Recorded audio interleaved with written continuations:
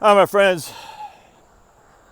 When you've made money in a stock and it represents well over 3/4 of your overall asset base, take the damn gains. Pardon my French.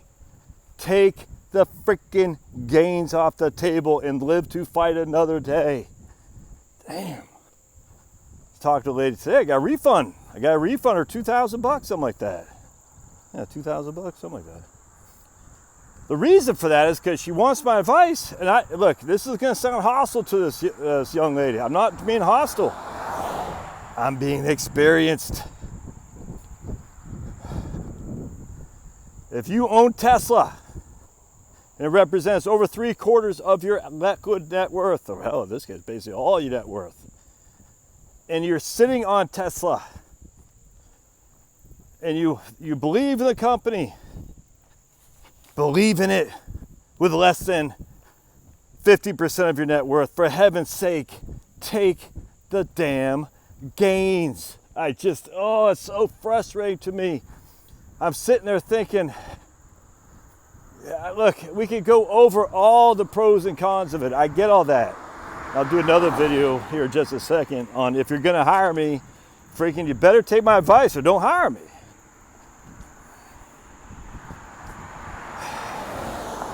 Tesla. Why do you like Tesla so much? I know somebody who researches it very well, knows it back and forth.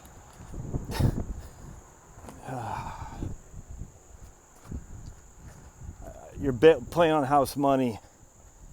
Take the damn gains. I'm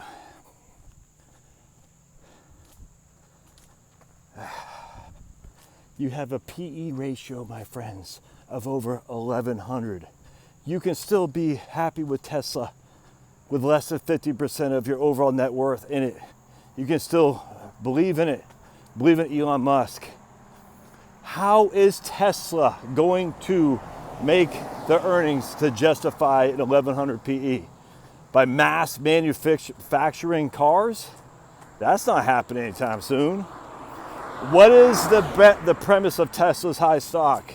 It's not mass manufacturing electric vehicles. It's not. What's the premise? The storage of electricity. And yet here we are, 100 years later, still using lead acid batteries as our primary storage of electricity, or energy, I guess, and it uses electricity with the alternator.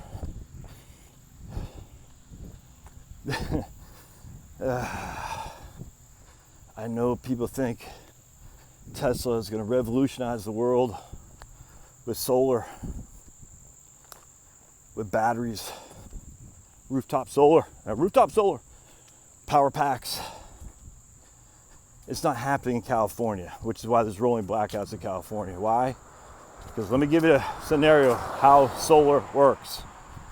You got two types of solar thermal and solar photovoltaic. Solar thermal is what I'm in right now. The sun is warming me up. That's solar thermal. All right. The solar thermal is not converting to energy. I mean, I guess in some ways you could say it's converting to energy with plants.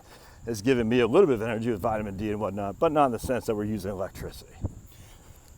Solar photovoltaic is taking the watts from the sun that land on this wonderful world of ours, converting that to electricity. That's solar photovoltaic. Converting the sun energy into electricity. I'll say this till I'm blue in the face. Look around me. This is Georgia at, what time is it? About 4:30 at night, in the afternoon, I should say, in September, late September.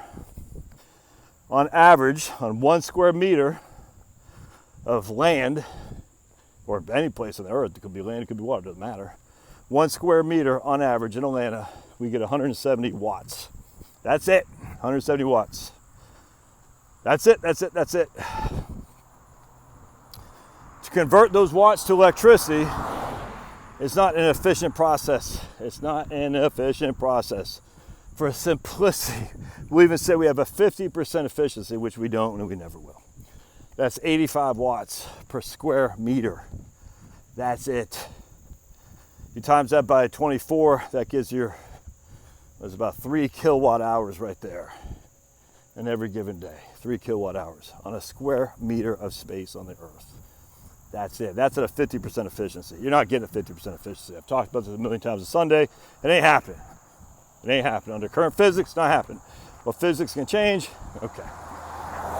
You keep holding on to that theory, Governor Newsom.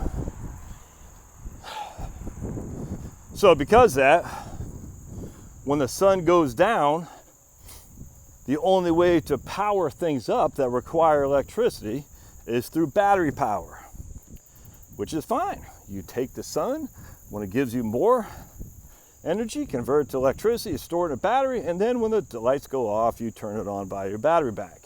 Nothing inherently wrong with that. Makes sense. Except for the fact you can't store electricity very well. It's not happening. You certainly can't store electricity to power the increasing demands of a growing economy. It's not happening. Not happening. Which is what makes the thing about natural gas, gasoline, oil, it's just, I mean, hell, nuclear, my goodness. The density of that, the energy density is incredible. I mean, it's amazing, the density of that.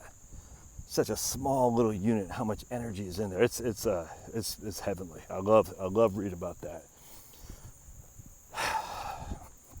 Your lead acid battery? Nope.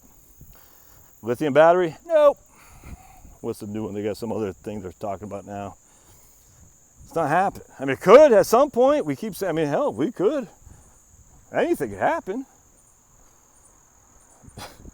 Nuclear is a solution to this. Nuclear is right there. But everyone's like, nuclear is evil, Josh, evil. Even the Democratic Party has now recognized the need for nuclear because they recognize if they're going to be anti-CO2, doggone, they better be pro-nuclear because there's no solution in renewables.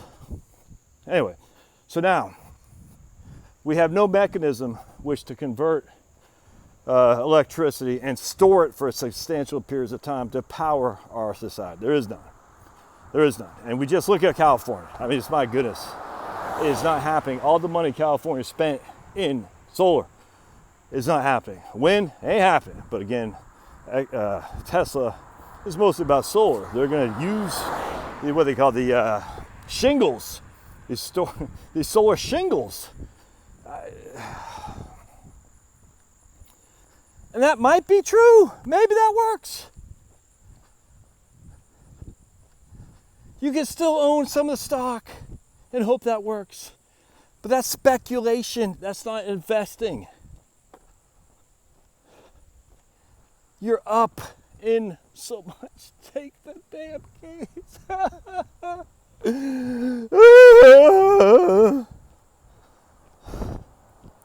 Let's go back to the late 90s. U.S. growth versus Windsor Fund. John B. Neff ran the Windsor Fund, and everyone hated that guy because he was old stodgy, fuddy-duddy, grandpa. Even though Windsor Fund was clocking at 10-15% returns in the 90s, but it wasn't clocking in the 35% returns that large cap growth was, because the new wave of investing was going to reform society. And it has.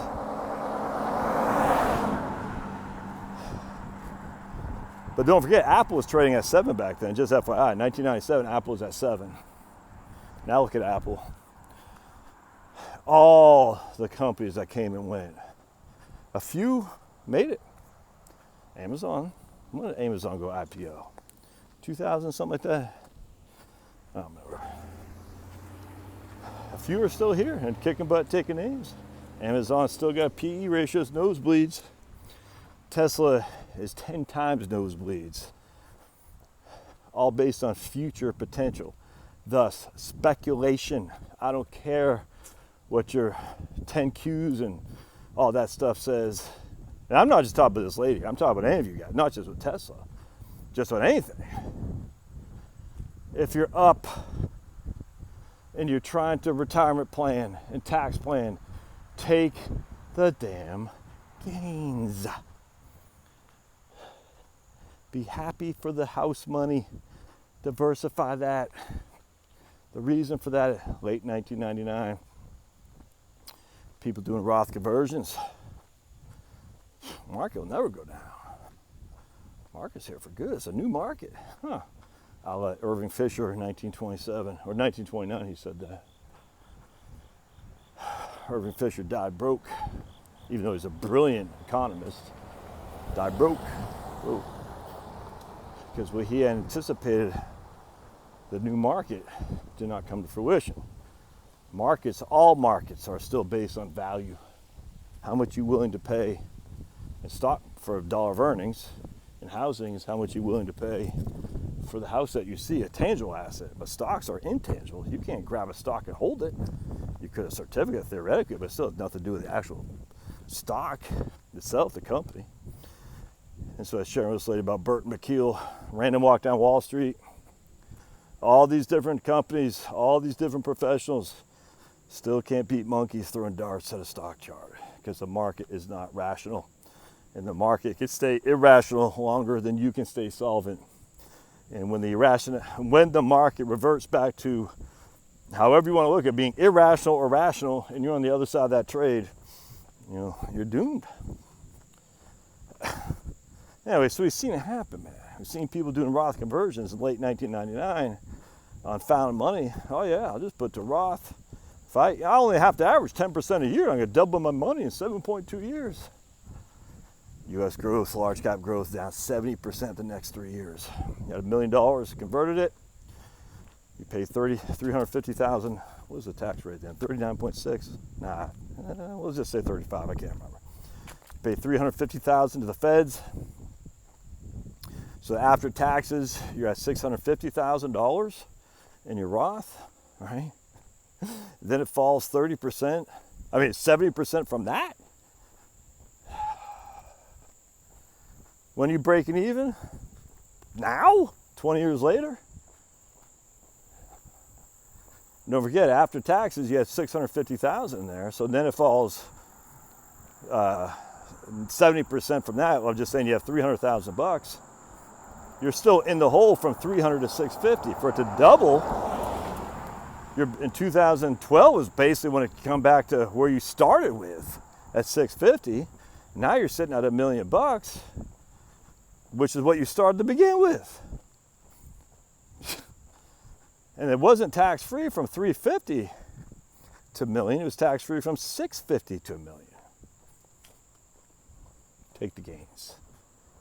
Take the gains. Take the gains. See.